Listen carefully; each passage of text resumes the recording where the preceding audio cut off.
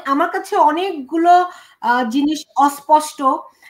তার মধ্যে একটি হচ্ছে, ধরেন আমি এই আয়োজন, আমার এই আজকের এই শো এর জন্য আয়োজকদের সঙ্গে কথা বলেছি, অন্তত 5 জনের সঙ্গে আমি কথা বলেছি। আপনি যদি চান আমি নাম ধরে ধরে বলতে পারবো, যে যেহেতু অনেকগুলো কনফিউশন আছে, তারা দেরিতে হলেও শুরু করেছে, তাদের একটা ধন্যবাদ পাওয়াই উচিত। যে দেরি হয়েছে, ওই যে লেট বেটার দ্যান নেভার।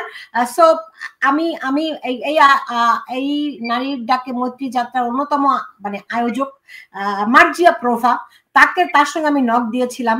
তিনি আমাকে যা বলেছেন, আমি তো আকাশ থেকে পড়েছি। তিনি আমাকে বলেছেন আমি হচ্ছি গিয়ে কি বলে আওয়ামী লীগের প্রোপাগান্ডা মেশিন। হ্যাঁ, আওয়ামী লীগের, আমার নিজের পয়সা খরচ করে, নিজের গায়ের রক্ত পানি করা টাকা দিয়ে আমি এই চ্যানেল করেছি। আমি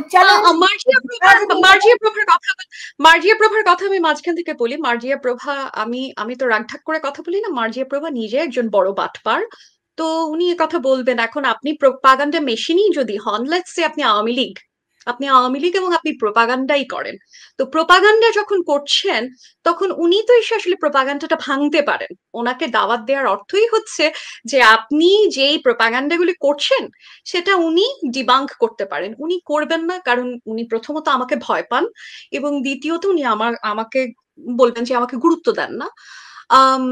কারণ আমি তো আসলে কেউ না, ওনাদের মতো মাঠ পর্যায়ে তো আমি আসলে কাজ করি না, উইচ ইজ ট্রু। তো সেটার একটা জিনিস। এবং ওনার বাটপাড়ির খবর তো আমার কাছে আছে, আমি তো ওনাকে আজকে চিনি না। উনি বিভিন্ন সময় বিভিন্ন জায়গায় ঝামেলার মধ্যে পড়েন, সেই ঝামেলা থেকে আমিও অনেকবার ওনাকে উদ্ধার করেছি। আওয়ামী লীগের বিভিন্ন নারী অধিকার কর্মীরা যারা আছেন তারাও মার্জিয়া প্রভাকে বিভিন্ন জায়গা থেকে উদ্ধার করেছে। সেই আমল নামা ধরেন আমরা ওদিকে না গেলাম, তো মার্জিয়া প্রভা বসতে চাবেন না, সেই সাহস ওনার হবে না, এটা আমি জানি। আচ্ছা নাদিয়া, আমি একটা জিনিস বলি, আমি জাস্ট উনি আমাকে যে মেসেজ লিখেছেন, আমি শুধু একটা জিনিস পড়ে শুনে, উনি আমাকে বলেছেন আমার যদি প্যাকাটুকার ধান্দা না থাকে তাহলে সাহস থাকলে যেন আমি পড়ে শুনাই। হ্যাঁ, আমি অত্যন্ত সাহসী মানুষ এবং অত্যন্ত সৎ মানুষ, যে কারণে এই পৃথিবীর কাউকে আমি পরোয়া করি না, কারো কাছে আমার মাথা কোনোদিনও বেচিও না। সুতরাং তিনি যেটি বলেছেন আমি বলে দিচ্ছি, তিনি এটা আমাকে আমার শোয়ে বলতে বলেছেন। এইটাও আমি তাকে বলেছি আপনি যে আমার শোয়ে অংশগ্রহণ করবেন না, আপনারা যে, এবং সবাইকে না করে দিয়েছে, তাদের সংগঠনের কেউ এই অনুষ্ঠানে যেন অংশগ্রহণ না করে। হ্যাঁ, সেটির একটা প্রেক্ষাপট আছে, আমি সেটি বলবো। কিন্তু তো আমি বললাম তাহলে আমাকে বলতে হবে যে আমি আপনাদেরকে অনুরোধ করেছিলাম কিন্তু আপনারা আসতে অস্বীকার জানিয়েছেন। তখন উনি আমাকে লিখেছেন, এইটাও বললেন মার্জিয়া প্রভা বলছে গণহত্যাকারীর পক্ষে কোন দলের স্টেট এখানে নেই যে নিজুম মজুমদারের সাথে বসবে, সাহস থাকলে বলেন, টেকাটুকার ধান্দা না থাকলে বলেন। দেখি কত বড় মানবাধিকার কর্মী আপনি। সরি, আমি কোনো মানবাধিকার কর্মী নই, আমি একজন সাংবাদিক এবং পেশাদার সাংবাদিক। তার সংকটটি, তাদের সমস্যাটি কি হয়েছে আপনি বলছেন না যে ওনারা ভয় পান, ওনারা বসতে চান না।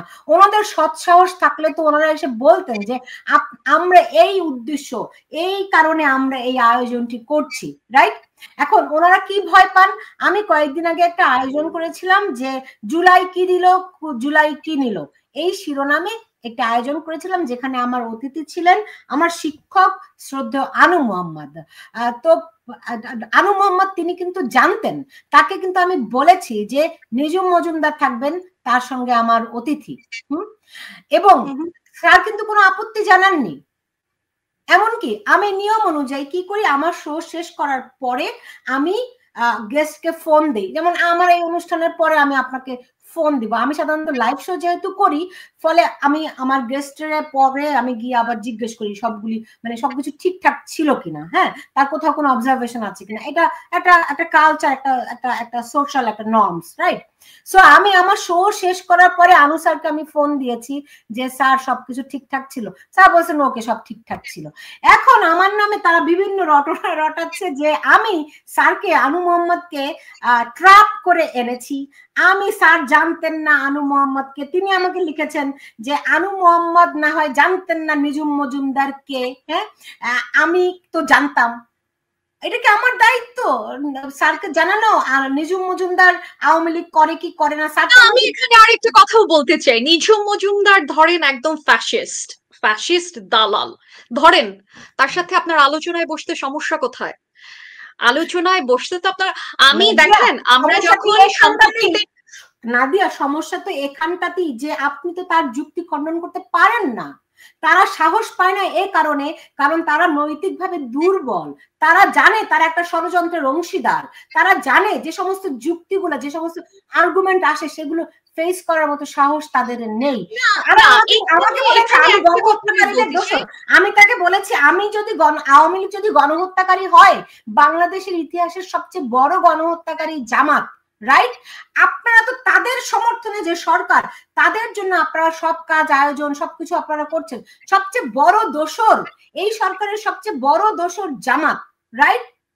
সেই জামাত হচ্ছে বাংলাদেশের ইতিহাসে সবচেয়ে বড় গণহত্যাকারী। তাদের ব্যাপারে আপনারা টু শব্দটি করেন না, তাদের নিয়ে আপনাদের কোনো বদারেশন নাই। আর আওয়ামী লীগ আমলে 2000 হোক, 5000 হোক, 10,000 হোক, যত মানুষই মারা যাক না কেন, সেটার তুলনায় 30 লাখ কি বেশি কিছু? আপনারা তো সেই গণহত্যা নিয়ে কথা বলেন না, কারণ তাদের নৈতিকতা বড় দুর্বল, তারা ফেস করতে পারে না। আপনার কাছে কি মনে হয়? আমি একই সাথে এটা আপনার কথার কিছু অংশ আমি একসেপ্ট করি, সবটা না। সেটা হচ্ছে যে আওয়ামী লীগের আমলে এবং ধরেন জুলাই আমলে যেই যেই ম্যাসাকার আওয়ামী লীগ চালিয়েছে, সেটা আসলে কোনো রকম ভাবে জাস্টিফাই করার আসলে কোনো জায়গা নাই। আমি জুলাই অভ্যুত্থানের ফুটেজ যেগুলো যেগুলো যদি ফেক না হয়ে থাকে, আমার চোখের সামনে বেশ কিছু ফুটেজ দেখা, যেটা দেখার পরে আমি কোনো রকম ভাবেই মনে করি না যে আওয়ামী লীগের এই কাজগুলো করার লেজিটিমেসি আছে, একদম জিরো লেজিটিমেসি। আর সেটার সাথে আমি ওয়েরবাটাউজম, মানে আমি মুক্তিযুদ্ধের সময় বাংলাদেশে শহীদ হয়েছেন 30 লক্ষ মানুষ শহীদ হয়েছেন, সেটা আমি কোনো রকম ভাবে এক জায়গায় আনতে চাই না। দুটো ডিফারেন্ট, দুটো কনসেপ্ট এবং দুটো ডিফারেন্ট কনটেক্সট। সেই দুটো জায়গা আমি কখনোই বলতে চাই না যে জামাত মাফ চায় না কেন, পাকিস্তান মাফ চায় না কেন, আওয়ামী লীগ চায় না কেন, ইত্যাদি ইত্যাদি। আমার কথা হচ্ছে যে আওয়ামী লীগ যে কাজটা করেছে, সেই কাজটা অত্যন্ত ন্যাক্কারজনক কাজ এবং সেটাকে কোনো রকম ভাবে জাস্টিফাই করার কোনো জায়গা নাই। এখন আম, আপনি যে কথাটা বলছেন যে জামাতের সাথে আতাত, হ্যাঁ, বাংলাদেশে যে জুলাই অভ্যুত্থান যখন হলো তখন জামাত এটার একটা স্টেক হোল্ডার হয়ে গেছে। এখন ধরেন একজনের বাড়িতে আগুন লাগলে 5 জনে এসে আলু সেখানে পোড়াবেই, এটা এটা নর্মাল রেগুলার একটা জায়গা। সো এখন ধরেন ছাত্ররা এটার মধ্যে ইনভলভ ছিলেন, সেখানে এক গাদা মানুষ এসে উপস্থিত হয়েছেন, শিবিরের লোকজন এসে উপস্থিত হয়েছেন। আম, তো মার্সেনারি জুলাই জুলুমের একতরফা ফুটেজ দেখে না দিয়ে ইমোশনাল হয়ে গিয়েছেন, মার্সেনারি স্টাফারদের হত্যা করলেন। আচ্ছা ঠিক আছে, আমি আমি ডিস্ট্রাক্টেড হইতে চাই না এই মুহূর্তে। ইমোশনাল না হওয়ার কিছু নাই, যদি আমি ইমোশনাল হইও সেটা খুব সাধারণ হিউম্যান এক্সপ্রেশন। একটা চোখের সামনে মানুষ মারা যাচ্ছে, আমার তো এখানে আনন্দিত হওয়ার কিছু নাই, সে আমার ধরেন শত্রুই।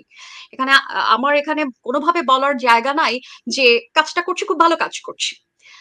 এগেন আমার এখানে জাস্টিফিকেশনের, এই জুলাইয়ের যে অভ্যুত্থানের যে মানুষ মারা গেছেন, যে কজন মানুষ মারা গেছেন, এটা জাস্টিফাই করার কিছু নাই। কিন্তু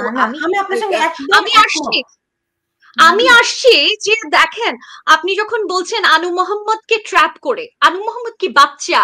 আনু মোহাম্মদ কি ঘাস খান? আপনি ওনাকে ট্র্যাপ কিভাবে করবেন? উনি কি রাজনীতি জানেন না? আনু মোহাম্মদ যদি নিঝুম মজুমদারের সাথে এসে উপস্থিত হন আপনার টক শোতে, সেক্ষেত্রে সমস্যা কি? আমি ধরেন জানি আপনি যুদ্ধাপরাধী, আমি জানি আপনি চিহ্নিত রাজাকার, আমার আপনার সাথে বসতে সমস্যা কোথায়? আমার আপনার সাথে কথা বলতে সমস্যা কোথায়? আমরা ইভেন যখন সম্পত্তিতে নারীর সমান অধিকার নিয়ে কথা বলছি, আমি আমার বন্ধুদেরকে বলছিলাম যে মামুনুল হককে বলেন আপনারা, হেফাজতের মামুনুল হক, আমি তার সাথে বসবো, দরকার হলে বড় জামা কাপড় পরেই বসবো, অসুবিধা নাই, ওনার ওনার ক্রাইটেরিয়া মেনটেন করে বসবো। কিন্তু আসুক উনি, কেন আমি বলবো যে হেফাজত আমি ওর সাথে আলোচনায় বসবো না, নিঝুম মজুমদার ফ্যাসিস্টের দালাল আমি ওর সাথে আলোচনায় বসবো না? আপনি যদি মনে করেন যে ইউ আর রাইট, তাহলে আপনার ভয় পাওয়ার কি আছে? নিঝুম মজুমদার কেন, নিঝুম মজুমদারের বাপ আসলেও তো আপনার ভয় পাওয়ার কিছু নাই, আপনি ভয় পাবেন কেন?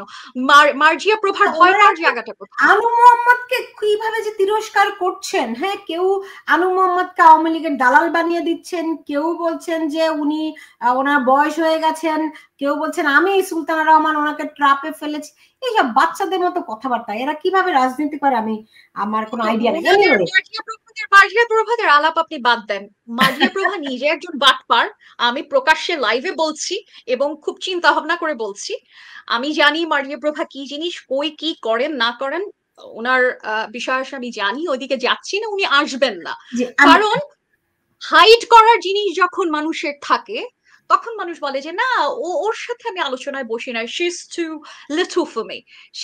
আমি মাঠ পর্যায়ে রাজনীতি করি, আমি 50 বছর আগে থেকে এইসব কাজ করে আসছি, who's Nadia Islam, who the fuck is she, এই হচ্ছে তাদের বক্তব্য।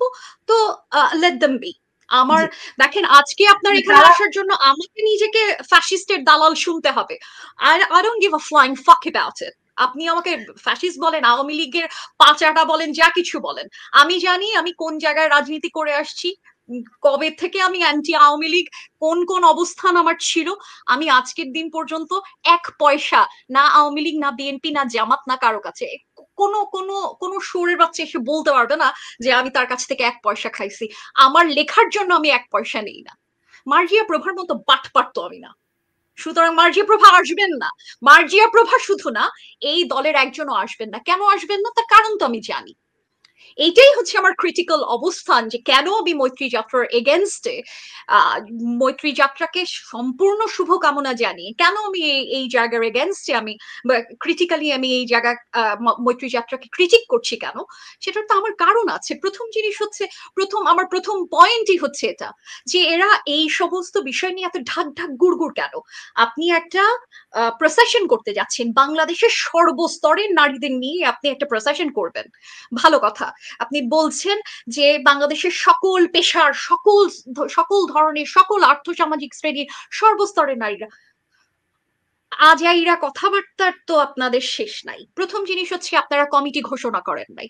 আপনাদের একটা ফেসবুক গ্রুপ, যেই ফেসবুক গ্রুপে আপনাদের কয়েকটা পোস্টার ছাড়া আর কিচ্ছু দেখা যায় না। আপনাদের আয়োজক কারা? আপনি বলছেন অর্গানিক ভাবে তৈরি করা। ভাই, আমরা কি ঘাস খাই? অর্গানিক তৈরি করা, অর্গানিক ভাবে তৈরি করা, এটা অর্গানিক ভাবে তৈরি করা হয়? আর ধরেন অর্গানিক ভাবে তৈরি হলো, তারা কোথায়? কারা আছে এই কমিটিতে? কারা এটার পেছনে আপনার বুদ্ধি দিচ্ছে? কারা এটার পেছনে ফান্ডিং দিচ্ছে? আপনি বলছেন এটার কোনো ফান্ডিং নাই। আপনি ফান্ডিং নাই, আজকে দেখছি হচ্ছে দৃক তার স্পন্সর।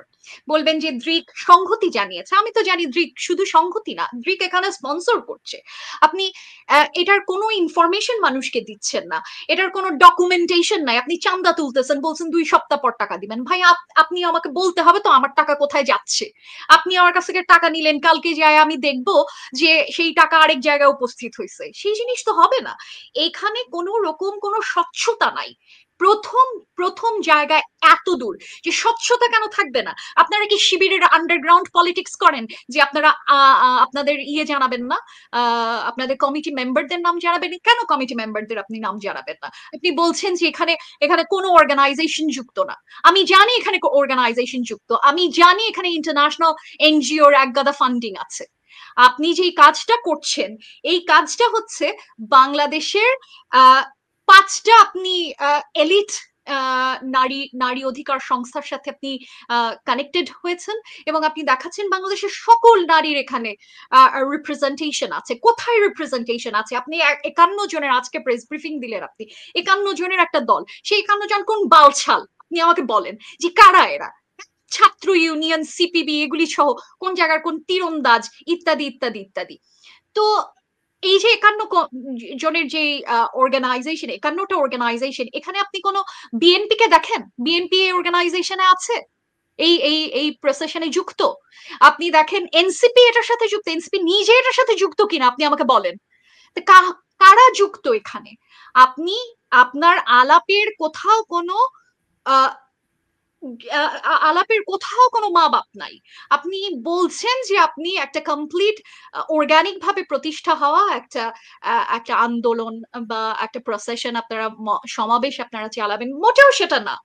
এখানে একগাদা স্টেক হোল্ডার আছে, এবং সেই স্টেক হোল্ডার গুলো হচ্ছে ইন্টারন্যাশনাল এনজিও।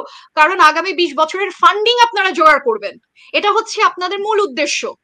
আগামী 20 বছর ফান্ডিং জোগাড় করার জন্য আপনারা বাংলাদেশের মেয়েদেরকে ইউজ করছেন, এবং এটা গভর্নমেন্ট ব্যাকড। এটা হচ্ছে আমার 1 নম্বর পয়েন্ট, যে কোথায় আয়োজকদের কোনো নাম নাই, সবকিছু নিয়ে খুব হাস হাস হাস হাস বিষয় আসে। এটা একদম কমপ্লিটলি আই ওয়াশ দেয়া। Government backed international NGO organisation সব এক জায়গায় আসছি। 1 নাম্বার পয়েন্ট। 2 নাম্বার পয়েন্ট হচ্ছে আপনি বলছেন আপনি ঐক্য করছেন, মৈত্রী করছেন। কার সাথে কার মৈত্রী হয়, কার সঙ্গে মৈত্রী হচ্ছে? আপনি এখানে ক্লজ লিখে দিচ্ছেন যে অমুকে আসতে পারবে না, তমুকে আসতে পারবে না। এই নারী বিদ্বেষী এগুলোর সাথে যদি নারী বিদ্বেষী কোনো স্ট্যান্ড থাকে, বাংলাদেশের সব অর্গানাইজেশন নারী বিদ্বেষী। বাংলাদেশের কোন অর্গানাইজেশনের নারী বিষয়ে ইস্যু ক্লিয়ার? 1। 2 নাম্বার বিষয় হচ্ছে যদি সেটা হয় যে ফ্যাসিস্টদের দোসর আমাদের সাথে থাকতে পারবে না, ভাই আপনারাই তো প্রথমেই বাদ। ফ্যাসিস্টদের দোসর বলতে আপনারা কাকে বোঝান? সামিনা লুৎফা আওয়ামী লীগের একদম 100% সুবিধাভোগী। উনি কিভাবে শুক্র 8 দিন বিপ্লবী হইলেন? সেটা পয়সা খাইতে পারেন নাই, এই কারণে উনি বিপ্লবী হয়েছেন। পয়সা না খাইতে পারার দুঃখে উনি বিপ্লবী হয়েছেন।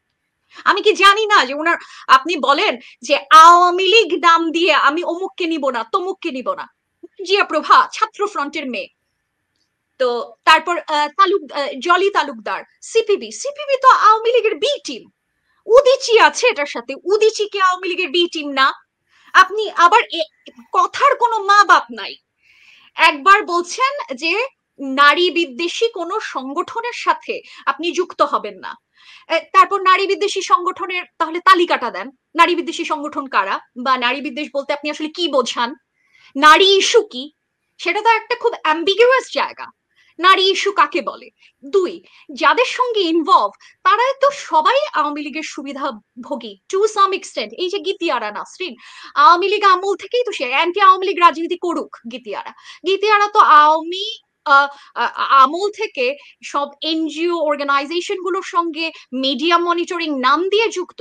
এখানে কয়েক লক্ষ টাকা উনি এদিক ওদিক করছেন। এখন উনি শুক্র 8 দিন উনি আরেকজন সামিনা লুৎফা বিপ্লবী হয়েছেন নতুন নতুন। আওয়ামী লীগ বাদ দিয়ে, এটা কোনো আওয়ামী লীগ বাদ দেওয়ার সংস্থা না। এই যে অর্গানাইজেশন নারীর ডাকে মৈত্রী যাত্রা, এটা কিছু সিলেক্টেড নারীবাদীদের সংগঠন যারা ফান্ড কালেক্ট করার জন্য ফর নেক্সট 20 years তারা এই কাজটা করছেন। এবং তারা বলছেন এখানে তৃণমূল একজন নারী আছে, এখানে তৃণমূল পর্যায়ে কে আছে আপনি আমাকে বলেন?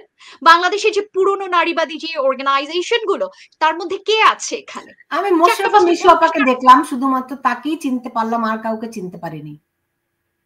ওরকম 1-2 টোকেন আছে আর কি, দুই একজন আছে, কিন্তু আপনি তৃণমূল পর্যায়ে বলেন বাংলাদেশের পুরনো যেই প্রতিষ্ঠিত নারী অধিকার অর্গানাইজেশন গুলো আছে তা কেউ এটার সাথে নাই।